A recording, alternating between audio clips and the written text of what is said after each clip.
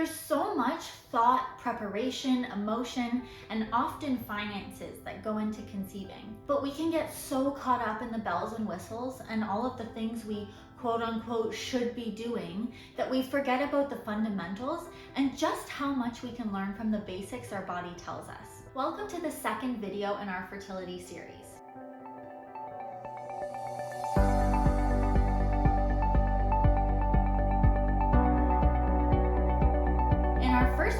I discussed all things surrounding stopping your hormonal birth control. Now it's time to get into tracking your cycle. And this can be useful information whether or not you're looking to be pregnant. Cycle tracking really is the window into discovering your hormonal balances and imbalances, and maybe even certain nutrient deficiencies. I'm Dr. Tiffany Dzugan. I am a naturopathic doctor and a member of the Vitamart educational team, and I'm excited to walk you through the second part in our fertility series. Still to come in part 3 is how to intervene to best support your cycle for optimizing chances of pregnancy. Talking women through how to track their cycles is something I do in my office on a weekly basis, and I think both our medical and education systems have done a disservice to us females here. Understanding our cycle and the key parts of the cycle hormonally is so important. It's so powerful to understand our bodies, and even more important when things are not quite optimal, or in this instance, when we have a goal in mind, pregnancy, that's quite reliant on your cycle timing. There are a few ways we can track cycles. In this video, I'm going to start by walking you through a cycle and what each part means hormonally, and in the context of fertility and pregnancy. And then I'm going to go through some methods of tracking and timing for or against pregnancy and the efficacy of these, some good apps you can use, and when you should seek further assistance to get things on track. Alright, so the first key thing you need to know when you start tracking your cycle is where to start. As a standard across all methods, day 1 is always the first day of your period, the day you start bleeding. The other landmark we watch closely through cycle tracking is ovulation. And this point in the cycle is important for every woman, not just those trying to get pregnant. In a healthy cycle, ovulation takes place around day 14 of your cycle. It's about halfway. And yes, I did say this was in a healthy cycle. Even if you have a normal cycle, which would be a period about every 28 days, you might not be ovulating. And if your cycles fall outside that typical normal range of 24 to 35 days, then if you're ovulating, it will be on a different, less predictable day. Ovulation is a critical point because it's the point when the egg is actually released from the ovary. This dictates whether or not pregnancy is even a possibility. There are a couple of different hormonal issues that can limit a regular ovulation experience. A key one of these being PCOS. And a big part of what I'm going to teach you in this video about identifying changes in your body throughout your cycle has to do with ovulation.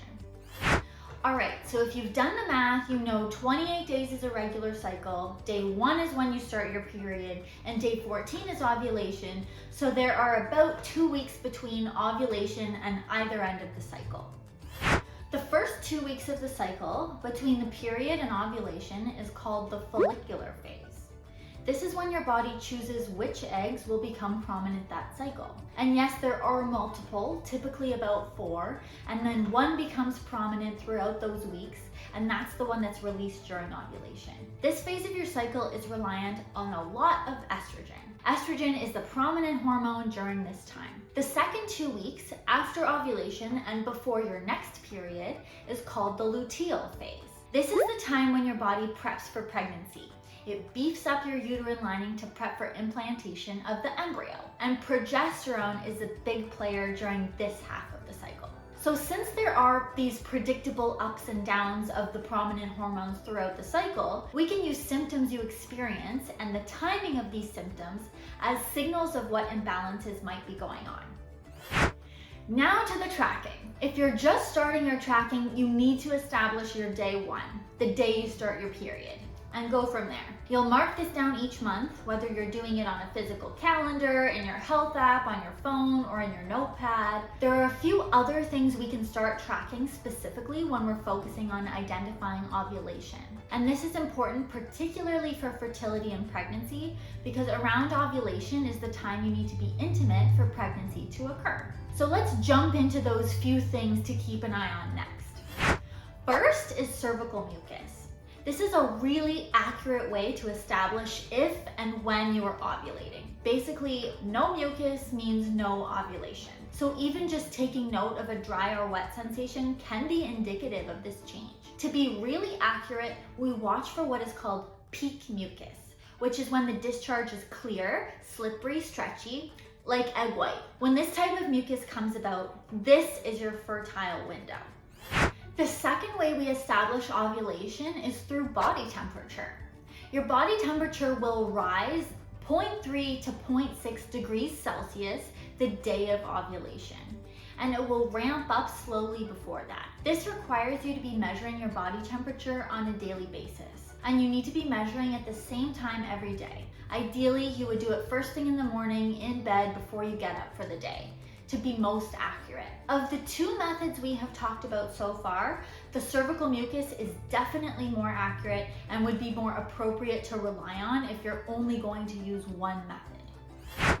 The third way to figure out ovulation timing is using LH strips.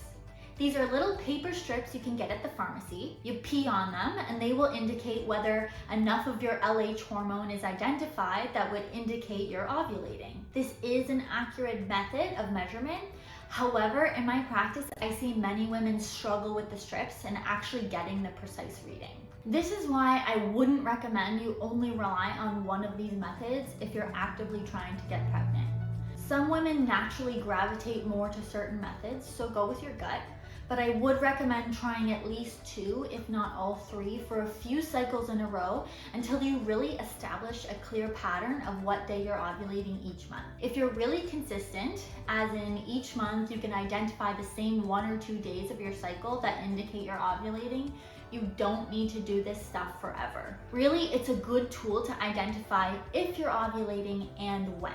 And if you find out you're not ovulating or you're all over the place, this is when you probably need to get some help with intervention to get that happening regularly and predictably. Because as I said before, no ovulation means no pregnancy. There are a bunch of apps available for your phone to help you track your cycle. Whether you're aiming for a pregnancy or actively aiming not to become pregnant, some are better than others, but you really have to find one that jives with you. The health app on the iPhone isn't bad. There's also Flow and P Tracker. You can give these ones a go and see what you like best. But no matter which you're doing, keep in mind you can't rely 100% on the app alone. It goes on predicted dates based on typical cycles and your history once you've tracked for a while. It predicts, but it doesn't know, and it won't know about any lifestyle factors happening each month that could affect your cycle. Use these as a guide, but use your body as the real tracking tool. So, to wrap up, a good healthy cycle is about 28 days, and we ovulate around day 14. The time before this relies on estrogen, and the time after ovulation relies on progesterone. Key ways to determine if and when you're ovulating are using LH strips, basal body temperature, and cervical mucus changes. Keep an eye on all of these things for several months to establish your body's pattern to be able to time intimacy appropriately for optimizing your chances of pregnancy, or the times to avoid intimacy if you're working to avoid pregnancy. Again, I'm Dr. Tiffany Dzugan. I am a naturopathic doctor and a member of the Vitamart educational team. I hope the first 2 parts of our fertility series have been informative. If you like them, give us a thumbs up or comment below. Stay tuned for part 3 of this series, where I'll talk about ways to support your cycle for optimizing chances of successful pregnancy. See you there.